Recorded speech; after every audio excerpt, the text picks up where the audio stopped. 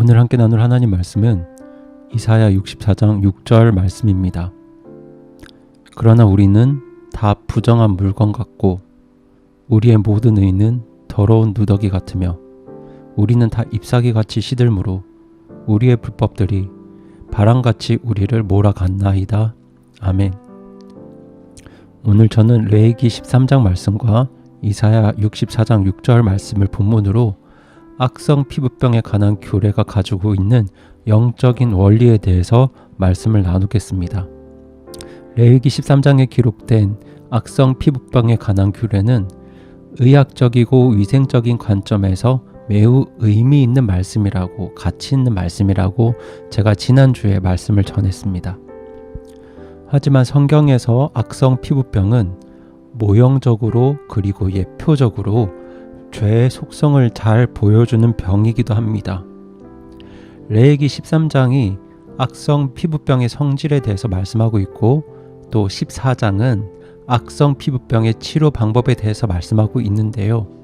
이 말씀들을 통해서 성경이 말하는 죄의 본질이 무엇이고 또 이 죄 문제를 해결할 수 있는 원리는 무엇인지 이 레위기 13장 14장은 우리에게 모형적으로 설명하고 있습니다.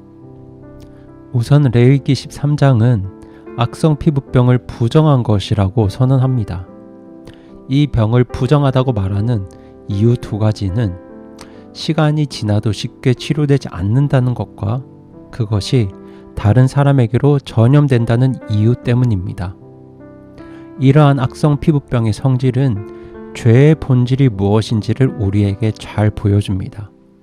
죄 문제 역시 시간이 지난다고 해서 자연스럽게 해결되지 않고 또한 한 사람의 죄는 다른 사람에게로 쉽게 전염됩니다. 그래서 오늘 읽은 이사야 본문에서는 우리 모든 사람을 향해서 부정한 사람이라고 말씀하고 있습니다. 대언자 이사야는 죄 속에 있는 이런 인생의 모습을 우리는 다 부정한 물건 같다라고 말씀합니다. 악성 피부병 환자만 부정한 것이 아니라 우리 모두가 부정하다는 것이죠. 그 이유는 바로 우리의 죄 때문입니다. 그 죄악이 우리를 병들게 하고 그 여파는 다른 사람에게로 점점 퍼져갑니다. 이처럼 우리 모두는 죄 가운데 부정한 사람입니다. 하지만 세상 사람들은 자기들의 기준을 가지고 좀 더 깨끗한 것과 더러운 것을 나누어서 그래도 자기가 다른 사람들보다 조금 더 괜찮은 사람인 것처럼 그렇게 생각하지만 거룩하신 하나님 앞에서 우리 인생 모두는 부정합니다. 이처럼 악성 피부병이 전염성이 있는 것처럼 죄도 전염성이 있는데요. 그래서 레위기 13장 6절은 이렇게 말씀합니다. 일곱째 날에 제사장이 다시 살펴볼지니 보라 그 병이 조금 거무스름하여 피부에 퍼지지 아니하였으면 제사장은 그를 정결하다고 선언할지니라. 그것은 단지 딱지니 그는 자기 옷을 빨고 정결하게 되리라. 지금 이 말씀에서 제사장이 이것이 악성 피부병인가 아닌가를 판단하는 중요한 기준은 바로 그 환부가 다른 부위로 퍼지는가 아닌가의 여부입니다. 사실 오늘날에야 피부병이 그렇게 큰 병이 아니겠지만 과거에는 이러한 악성 피부병은 정말 무서운 병이었습니다. 이런 피부병은 대개 환자들의 영양 상태가 좋지 못할 때 피부가 건조해지거나 가려워지는데 이때 깨끗하지 못한 손으로 그 환부를 긁거나 딱지를 떼거나 하면 염증이 생기게 됩니다. 그러면 이 염증으로 인해서 진물이 나고 딱지가 생기는데 이를 반복해서 긁고 딱지를 떼다 보면 결국 염증이 온몸에 퍼지게 되죠. 이때 다른 사람이 이런 진물을 접촉하게 되면 불결할 뿐만 아니라 접촉한 사람에게도 이 악성 피부병이 전염될 수 있었습니다. 이처럼 악성 피부병의 재앙성은 퍼지고 전염된다는 데 있습니다. 이 병은 내 몸에서 다른 부위로 퍼질 수도 있고 또 다른 사람에게로도 퍼질 수 있었습니다. 처음에 이 병은 몸의 한 부분의 아주 작은 점에서 시작되지만 결국 육체의 모든 부분에 영향을 끼치게 되고 이것을 제때 치유하지 못하면 한 사람을 죽음에 이르게 합니다. 그래서 구약시대 많은 사람들은 이런 악성 피부병을 재앙과 저주로 여깁니다. 가장 작은 모습으로 시작한 질병이 한 사람의 인생 전체를 죽음으로 몰아가기 때문입니다. 그런데 이러한 악성 피부병의 속성이 바로 죄의 속성이기도 합니다.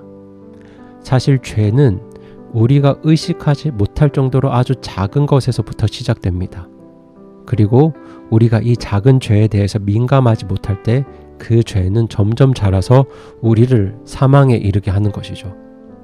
그래서 야고보서 1장 15절 말씀은 그런즉 욕심이 잉태하면 죄를 낳고 죄가 완료되면 사망을 낳느니라고 말씀합니다. 죄라는 것은 결코 그대로 있지 않습니다. 죄는 점점 자라나서 결국 사망을 낳게 합니다. 작은 거짓말은 점점 커집니다. 이러한 죄들은 나의 존재를 오염시키고 또 내 옆에 있는 이웃들도 오염시킵니다. 그래서 우리는 작은 죄에도 민감하게 대응할 필요가 있습니다. 그래서 우리가 매일 하나님과 교제할 때 해야 할 기도 중에 하나도 바로 하나님 혹시 제게 무슨 악한 행위가 있진 않는지, 저에게 제가 알지 못하는 죄가 저 안에 있지는 않는지 깨닫게 해주세요 입니다. 그렇게 하나님 앞에서 매일 나의 모습을 살피지 않으면 나도 모르게 죄에 점점 물들어 갈 수 있습니다. 그리고 레위기 13장은 이 피부병이 우리 몸 안의 영역에만 머물러서 전염되지 않음을 말씀합니다.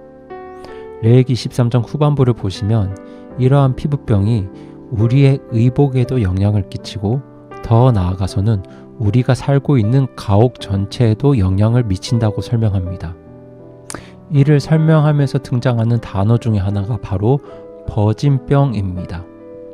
버짐은 쉽게 말하면 일종의 곰팡이 중에 하나인데요. 우리의 피부병이 의복과 가옥에 영향을 미칠 때 버짐이 되고 그 버짐이 다시 사람에게 전염이 되어서 사람을 질병으로 오염시키게 되는 것이죠. 이처럼 죄는 그냥 가만히 존재하는 것이 아닙니다. 버짐이 옷과 집터를 오염시키는 것처럼 죄는 우리의 생활 방식과 삶의 터전도 오염시킬 수 있습니다. 이처럼 죄는 무서운 전염성을 가지고 있습니다. 이런 병들이 무서운 전염성이 있기 때문에 13장 46절은 이렇게 말씀하죠. 그 병이 그에게 있는 모든 날 동안에는 그가 더러우리라. 그가 부정한 즉 혼자 살되 그의 초소는 진영 밖이 될지니라. 이런 피부병의 전염성이 강력했기 때문에 율법은 이 병에 걸린 환자들을 격리시켰습니다. 물론 이러한 조치는 건강한 사람들을 보호하기 위한 조치이기도 합니다. 하지만 이 병을 앓고 있는 당사자 입장에서는 이런 규례 앞에 굉장히 비참해질 수 있습니다. 막상 병에 걸린 당사자는 다른 사람들과 접촉할 수도 없고 대화할 수도 없고 진영 밖에서 혼자 살아야 합니다. 더군다나 성전에도 들어갈 수 없었습니다. 사람들과 분리되는 것 같고 하나님과도 분리되는 것 같은 고독한 병이었습니다. 그런데 죄가 그렇습니다. 죄를 범하게 되면 하나님과의 관계도 깨어지고 사람들과의 관계도 깨어집니다. 멀어집니다. 사실 평생 사랑하겠노라 결단하고 함께 살아가는 부부 관계를 분리시키는 것도 그 깊은 근저에는 죄가 있습니다. 그리고 무엇보다 죄는 우리를 하나님으로부터 분리시킵니다. 죄는 하나님의 교제, 하나님의 임재를 막아버립니다. 이렇게 하나님과 사람들로부터 분리되어서 격리된 인생을 살아갈 수밖에 없는 것이 바로 죄인의 운명입니다. 이것이 바로 과거 악성 피부병에 걸린 사람들의 슬픈 모습이었고 오늘날 여전히 죄 속에 살아가는 사람들의 슬픈 자화상입니다. 그렇다면 이러한 악성 피부병이 물건에 전염되었을 때는 어떻게 처리했을까요? 13장 52절은 이렇게 말씀합니다. 그러므로 그는 그 병이 있는 그 의복이나 양털이나 아마의 나실이나 시실이나 혹은 어떤 가죽 물건이나 다 태울지니 그것은 좀먹는 나병이니라. 그것을 불에 태울지니라. 이런 악성 피부병의 처리 방법은 연관된 물건들을 다 태우는 것입니다. 그 불사름을 통해서 더 이상 전염되는 것을 막았던 것이죠. 이처럼 악성 피부병은 불사름을 통해서 해결되었습니다. 그렇다면 죄 문제 역시 어떻게 해결할까요? 사실 죄도 궁극적으로는 불살라져야 합니다. 그래서 죄인에 대한 하나님의 마지막 처방이 바로 심판의 불사름입니다. 그래서 성경은 끝내 죄 문제를 해결하지 못한 사람은 불못에 던져질 거라고 말씀하고 있죠. 요한계시록 20장 14절 15절 말씀입니다. 사망과 지옥도 불못에 던져졌더라. 이것은 둘째 사망이니라. 누구든지 생명책에 기록된 것으로 드러나지 않은 자는 불호수에 던져졌더라. 성도 여러분, 죄와 사망에 대한 하나님의 마지막 해결책은 불사름입니다. 세상의 많은 불신자들은 이렇게 말하죠. 하나님이 만약 정말 사랑의 하나님이시라면 어떻게 지옥이 존재할 수 있느냐, 지옥이 존재하는 게 말이 되느냐고 반문합니다. 하지만 이것은 죄의 속성과 결과를 알지 못하기 때문에 하는 말입니다. 사실 죄 문제에 대한 궁극적인 해결책은 불사름밖에 없습니다. 그래서 예수님께서도 죄인이 꺼지지 않는 불에 들어갈 것이라고 말씀하셨죠. 마가복음 9장 43절은 어떻게 이야기합니까? 만일 내 손이 너를 실족하게 하거든 그것을 찍어내 버리라.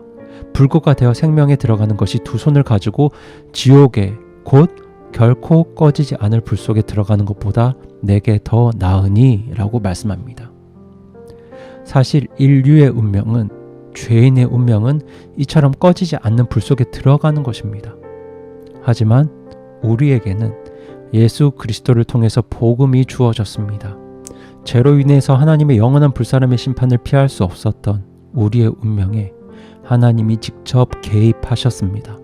그것이 바로 예수 그리스도의 십자가 죽음과 부활 사건입니다. 이처럼 우리가 살펴본 레위기 13장이 병에 관한 말씀이고 죄에 관한 말씀이라면 레위기 14장은 치유에 대한 말씀이고 구원에 대한 말씀입니다. 13장은 어둠이고 저주이지만 14장은 빛이고 구원입니다. 악성 피부병의 정결의식을 말씀하는 레위기 14장 말씀 안에는 불사름의 심판을 피할 수 없었던 우리가 어떻게 구원받고 치유받았는지에 대한 하나님의 원리가 잘 나타나 있습니다. 그래서 다음 주에는 피부병을 치유하는 제사장들의 정결의식과 더불어서 하나님께서 우리를 죄로부터 치유하시는 그 원리에 대해 살펴보겠습니다. 마지막으로 성도 여러분, 오늘 악성 피부병이 모형적으로 보여주고 있는 죄의 본질이 무엇인지 이해하셨다면, 그 죄의 전염성이 얼마나 무서운 것인지 깨달으셨다면 우리 삶 가운데 범하는 작은 죄에도 민감하게 반응하고 매일매일 하나님 앞에서 우리 모습의 자신을 살피는 그런 성도분들이 되시기를 바랍니다. 그렇게 죄와 싸우고 죄로부터 멀어지는 삶이 나 자신을 지킬 뿐만 아니라 우리 가정, 우리 교회, 우리나라를 지키고 회복시키는 유일한 길임을 꼭 기억하시기 바랍니다.